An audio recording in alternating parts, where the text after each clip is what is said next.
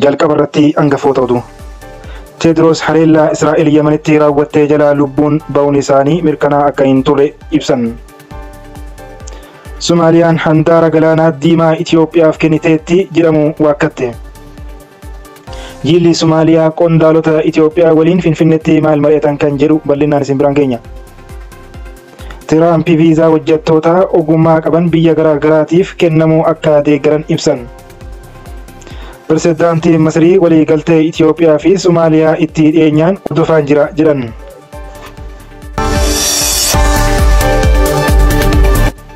Ashama harkaa fuunee daawwattootaa fi dhaggeeffattoota Ardii Miidiyaa Neetworkii warri gara Ardii Miidiyaa Neetworkii haaraa dhuftan sabiskiraab gochuun eegala. Akkasumas hundi asirra warra hordofaa jirtanii laayikii, sheer, koomentii nuuf godha nu jajjabeessaa isiniin jenna. Gara bal'innaaf oduu har'a qabanneetti yoo ce'u immoo Teediroos haleellaa Israa'el Yemenitti raawwatte jalaa lubbuun ba'uun isaanii mirkanaa akka hin turre ibsan.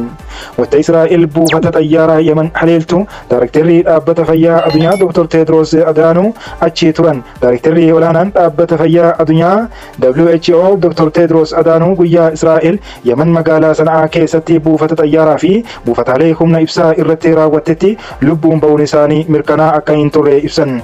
Akka gabaasa Rootersiitti qondaalli olaanaan dhaabbata fayyaa addunyaa kun buufata xayyaaraa magaalaa Sana'aatti muuxannoo badaa dabarsaniiru. Lubbuun hafuun isaanii mirkanaa akka hin turres achuma magaalaa Sana'aarraa jimaata darbee kaleessa dubbatan. Israa'el haleellaa kamisa darbee buufata xayyaaraa idil addunyaa Sana'aa irratti raawwateen xiyyeeffannoon ishee hidhattoota Huutii kanneen deeggarsa Iraan qaban akka ta'e ibsite. Dr. Teediroos buufata xayyaaraa Yemen seenuu fi Israa'el buufata xayyaaraa kana qilleensarraan haleeluun walirra bu'e. Haleellaa mudatee akkaan hamaa ta'uu fi sagaleen dhukaasaa ammallee gurra isaanii keessa akka iyyuu ibsan qondaalli kun taatee suukanneessaa akka ture kan ibsan Dr. Teediroos akkuma haleellaan sun raawwateen lubbuun ooleera jedhanii toora X irratti barreessanii turan. Dr. Teediroos osuma isaan buufata xayyaaraa sana keessa taa'anii xiyyaara ittiin imalan seenuuf yeroo eeggatan haleellaan eegalamuu ibsan. Battaluma sanatti uummanni gargar faca'uun kan ibsan Dr. Teediroos dhoo'insa gurguddaa afur mudatee keessaa tokko kutaa isaan keessa taa'anii xiyyaara eeggatan cinatti dhoohu dubbatan. Yeroo sanatti haleellaa sana jala ba'uun kiyya mirkanaa'aa hin turre baay'ee natti dhoohu ture. Bakkan jirurraa meetira muraasaa irratti dhoo'insi mudate jechuun Rootersitti himan. Osoma xiqquma kallattii jijjiiratee nu rukutaa ture jechuun haala ture ibsan. Akka Dr. Teediroos ibsanitti haleellaa sana booda dirooniiwwan samii irraa marsaa waan turaniif tuuta isaanii waliin achuma buufata xayyaarichaa keessa turuuf dirqamaniiru. Haleellaan jalqabaa erga raawwatee booda dirooniiwwan marsaa turan haleellaa biraa eegaluu malu sodaa jedhu keessa turan. Waahillan isaanii waliin ta'uun erga haleellaan raawwatee booda caccabaa meeshaa waraanaa lafatti kufee wayitaa ilaalan kan misaa'elaa ta'uu akka hubatanis ibsaniiru. Oduu itti aanutti yoo ceenu Somaaliyaan handaara galaana diimaa Itoophiyaaf kenniteetti jedhamu waakkatte. Somaaliyaan handaara galaana diimaa qabdurraa Itoophiyaaf kenniteetti jedhamuun kan odeeffame soba ta'u ministeerri dhimma alaa biyyattii Ahmadii Muallim Faqii ibsan. Qondaalli Somaaliyaa kun odeeffannoon dhimma kanarratti tamsa'ee gonkumaa bu'uura kan hin qabu jechuun kamisa muddee 26/2024 fuula X isaanii irratti barreessan. Somaaliyaan birmadummaa ishee eegaluuf akkasumas dhimmoota biyyaalessaa ishee irratti ifoominaa uumuuf yoomiyyuu kutannoo qabdi jedhan. Dhibdee Itoophiyaa fi Somaaliyaa gidduutti mudateef akka qaama furmaataatti kan ta'e waliigaltee Ankaaraa hordofee Somaaliyaan handaara galaanaa daldalaaf oolu qabiyyee ishee galaana diimaa irraa qabdurraa qooddee Itoophiyaaf kenniteetti jedhamee gabaafamuu hordofeeti. Ministeerichi ibsa kana kan kennan guyyoota dura ministeeritti imalanii kan turan Ahmadii Muallim Faqii wayitaa ibsa gaazexeessitootaaf kennan ga'een Itoophiyaan handaara galaanaa diimaa irraa argattu daldala irratti kan daangeffame ta'uu dubbataniiru. akkasumas adeemsichi bulchiinsa birmadummaa mootummaa Somaaliyaa jalatti akka ta'u dubbachuu isaanii miidiyaaleen tokko gabaasaniiru.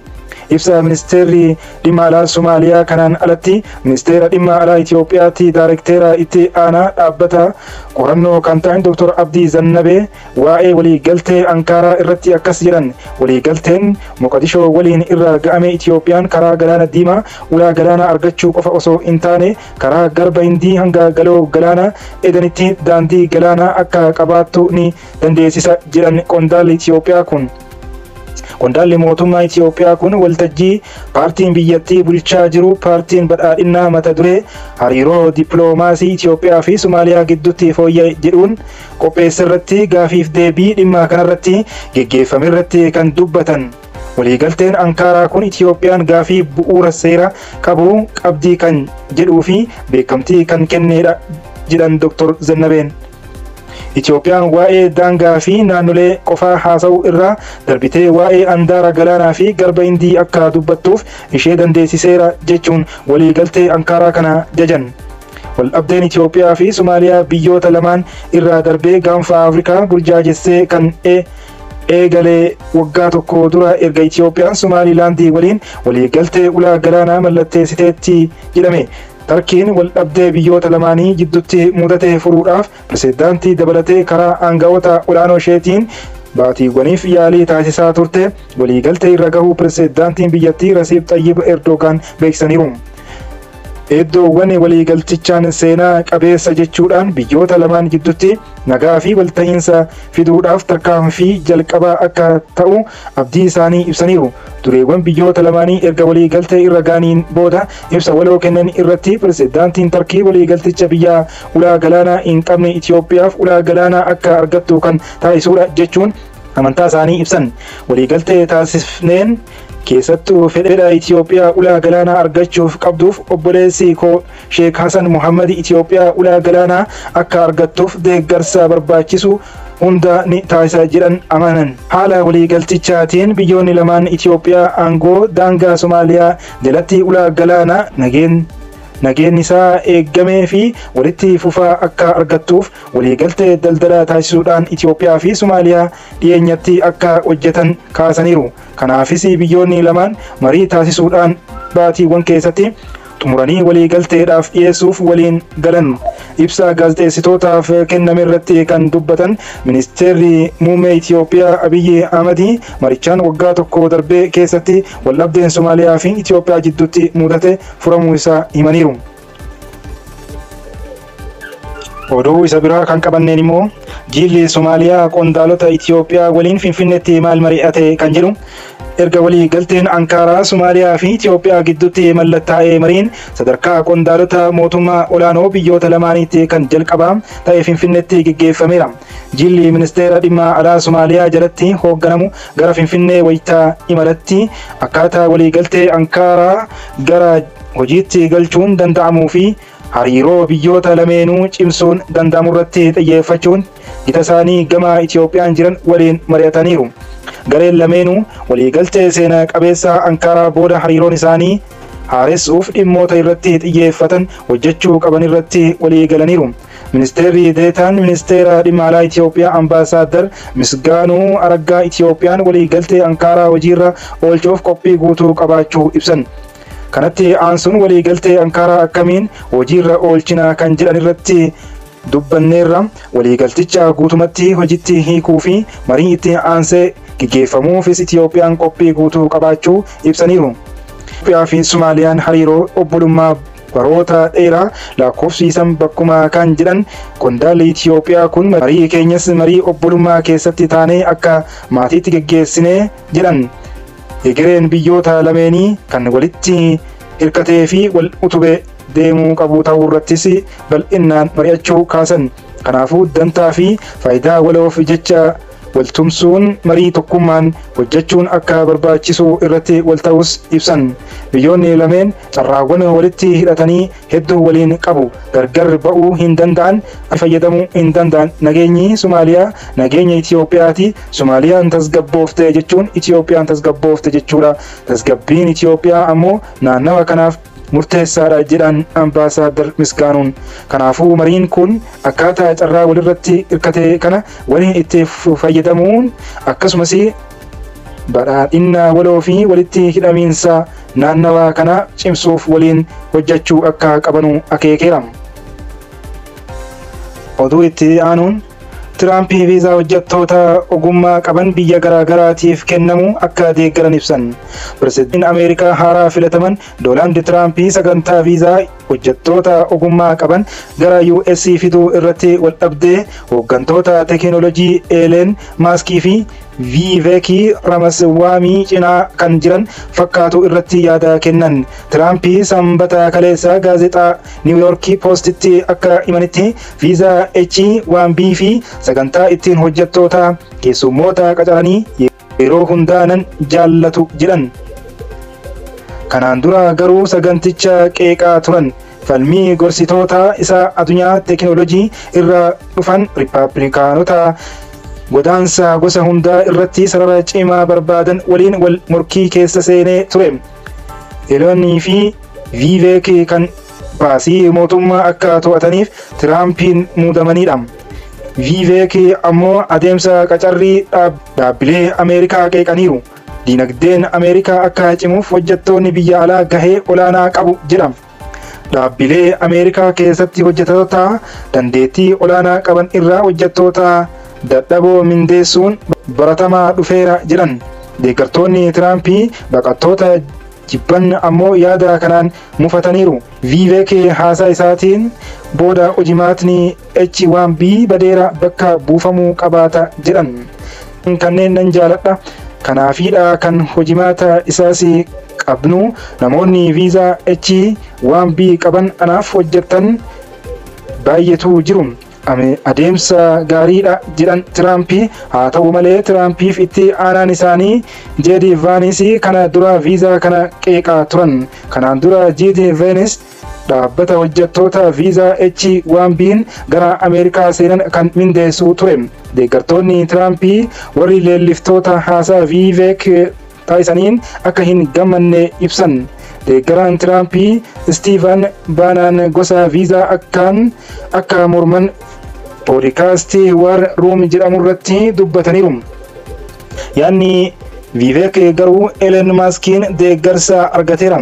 Ogeeyyiin dandeettii olaanaa qaban kan ittiin gara Ameerikaa dhufanii jedhan. Ameerikaan injifannoo galmeessaa akka itti fuftuuf ilaalchi sirriin caaseeffamuu qabaata jechuun ture kan toora X isaanii gubbaa irratti maxxansan. Qeeqxonni garuu yaada kana morman. Dhaabbata Elon keessatti hojjettoonni viizaa H-1B'n gara Ameerikaa dhaqan mindaa isaanii doolaara 200,000 fi isaan gadi ta'uu kaasuun kunis kana amma kanfaltii Ameerikaa dhiphisuudha jechuun falman. Paartiin Rippaabilikaanotaa keessatti leellistoonni sanyii jibban guutumaan kufaatii paartichaa waan ta'aniif baafamuu qabaatu jedhan Elon. Duraan tibba aangoo Tiraampitti ambaasaadara Ameerikaa ta'uun dhaabbata biyyoota gamtoomanii keessa kan hojjetan Nikki Haley hojjettoonni Ameerikaa aadaa homaa hin qaban. Dursa kennuu kan qabnu lammiilee Ameerikaati malee lammiilee biyya biraatiif miti jechuun yaada kana morman. Akkuma Vivek ambaasaadar Nikkiinis maatii Hindootaa irraa dhalatan. Deeggartuun Tiraamp jibba Islaamaa fi xiinxallaan beekamtu Looraa Loomber ittiin barreeffama miiliyoonotaan ilaalamanii hojjettoota biyya biraa qeeqaa barreessiteetti. Baqattoota Hindootaatiin weerartoota jechuun namoota sanyii Hindii qabaniif Tiraampiin muudaman mormiteetti. Elon Musk ammoo barreeffama ishee irraa dhorkaa kaa'uu dubbachuun mormii ishee dhageessiftee jirti. Waggaa keessatti namoota gara 65,000 ta'aniif viizaan H-1B kan kennamu yoo ta'u, namoota yuunivarsiitiiwwan Ameerikaa keessatti digirii lammaffaa isaanii argatan 20,000 dabalata kan gabaase BBC. Oduu xumuraaf qabanneen Pireezidaantii Masrii waliigaltee Itoophiyaa fi Somaaliyaa itti dhiyeenyaan hordofaa jira jedhan. Pireezidaantii Masrii Abdul Fattah Al-Siisiin waliigaltee Somaaliyaa fi Itoophiyaa jidduutti taasisame itti dhiyeenyaan hordofaa akka jiran dubbatan. Alsiisiin kana kan dubbatan haasaa pirezidaantii Faransaay Emmanuel Macron waliin taasisan akka ta'e maddi oduu Anadolu gabaaseera. Pirezidaantii Masrii kun walii galtee Itoophiyaa fi Somaaliyaa jaarsummaa Tarkiitiin taasisan eeruudhaan waliigaltichi gaanfa Afrikaatti nageenyaa fi tasgabbii fiduu akka danda'u abdii akka qaban waajirri isaanii gabaaseera. Pirezidaantii Alsiisiin gita isaanii Faransaay pirezidaantii Emmanuel waliin guyyaa kaleessa muddee 28 2024 bilbilaan dhimmoota walitti dhufeenya waloo fi waa'ee gaanfa Afrikaa akkasumas dhimma Gaazaa fi Sooriyaa mari'achuun gabaafameera.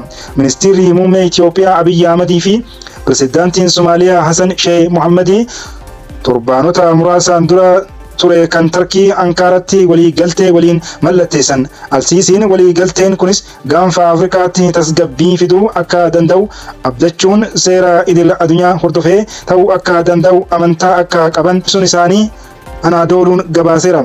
Pirezidaantichi tasgabbiin gaanfa Afrikaa fi faayidaan biyyaalessaa Masrii waliin hidhata qaban jechuu isaanii gabaafameera.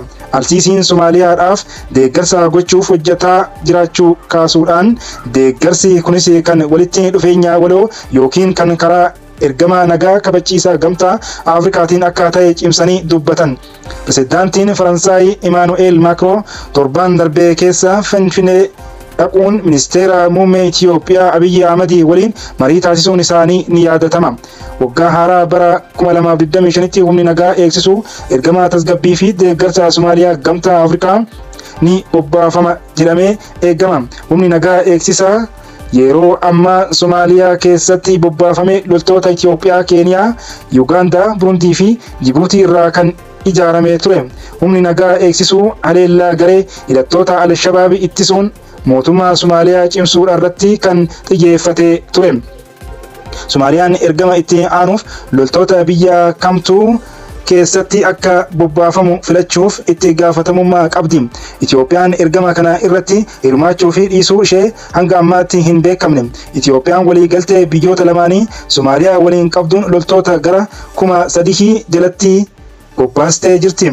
Waliigaltee Itoophiyaa fi Somaalilaandii gidduutti amajjii 1 2024 taasifame hordofee hariiroon Somaaliyaa fi Itoophiyaa laafuun gara waldhabdeetti ce'an. Haa ta'u malee walakkeessa baatii muddee keessa biyyoonni lamaan waliigaltee Ankaaraa kan mallatteessan ta'uun isaa pirezidaantiin Tarkii Rasiib Tayyib Erdogan beeksisanii ture kan gabaase BBC. Daawwattootaa fi dhaggeeffattoota Ardii Miidiyaa Neetwoorkii oduun keenya kanarraaf qabannee kanuma Ardii Miidiyaa Neetwoorkii hordofuurraa duubatti hin jedhina.